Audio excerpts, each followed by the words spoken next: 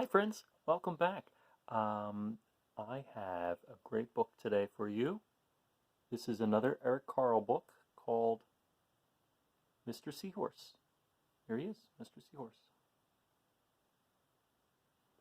And before we begin, Eric Carle wrote us a little note. It says, "Dear friends, in most fish families, after the mother has laid the eggs, they're left on their own.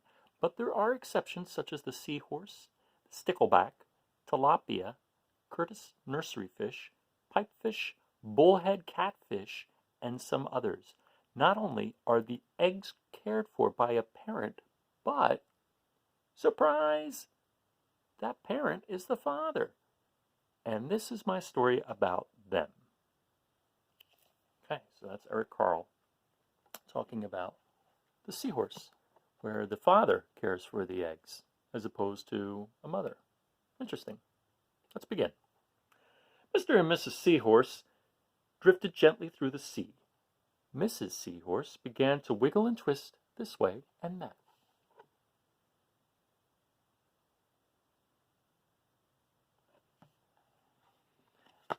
"It's time for me to lay my eggs," she said.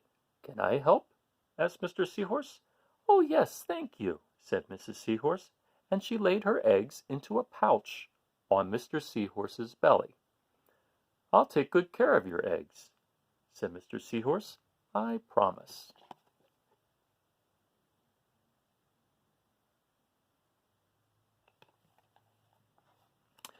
As Mr. Seahorse drifted gently through the sea, he passed right by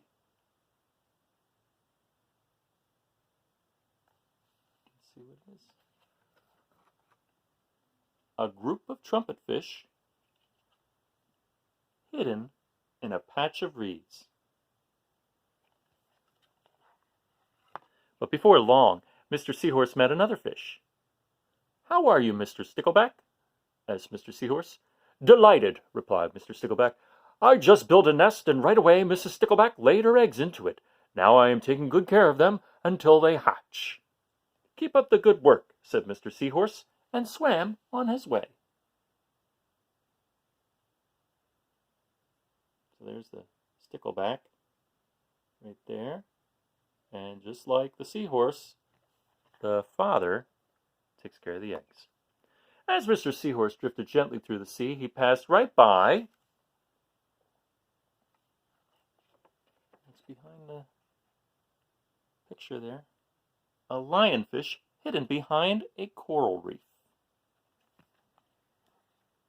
But before long, Mr. Seahorse met another fish. "How are you, Mr. Tilapia?" asked Mr. Seahorse. Mr. Tilapia couldn't answer. His mouth was full of eggs. I know, said Mr. Seahorse.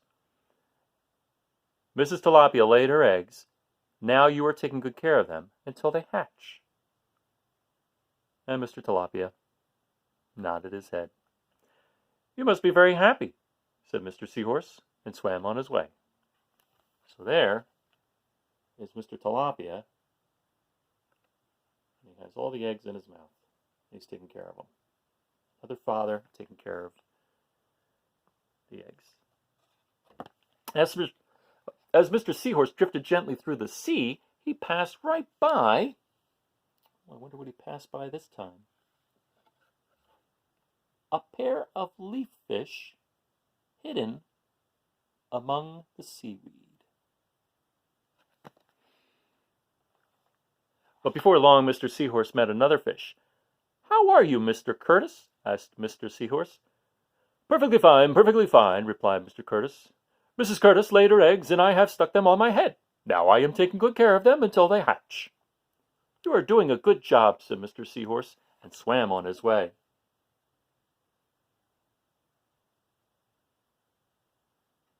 Right there is Mr. Curtis. The Curtis nursery fish, right? As Mr. Seahorse drifted gently through the sea, he passed right by. Oh, could this be? A stonefish hidden behind a rock. But before long, Mr. Seahorse met another fish. "How are you, Mr. Pipe?" asked Mr. Seahorse. "Couldn't be better," replied Mr. Pipe. "Mrs. Pipe laid her eggs along my belly. Now I am taking good care of them until they hatch." "You should feel proud of yourself," said Mr. Seahorse, and swam on his way.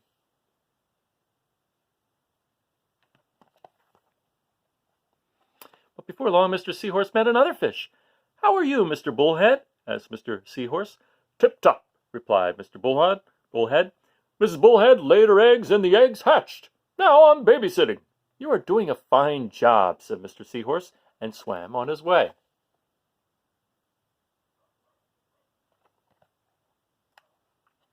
The time had come for the Seahorse babies to be born. Mr. Seahorse wiggled and twisted this way and that. At last the babies tumbled from Mr. Seahorse's pouch and swam away. One baby turned around and tried to come back into the pouch. "Oh no," said Mr. Seahorse. "I do love you, but now you are ready to be on your own."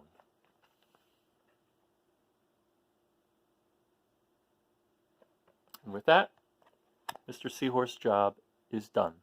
So I hope you like that book, Mr. Seahorse, another Eric Carle book. And I have another one for you if you'd like to hear it. Stick around, okay? Bye now.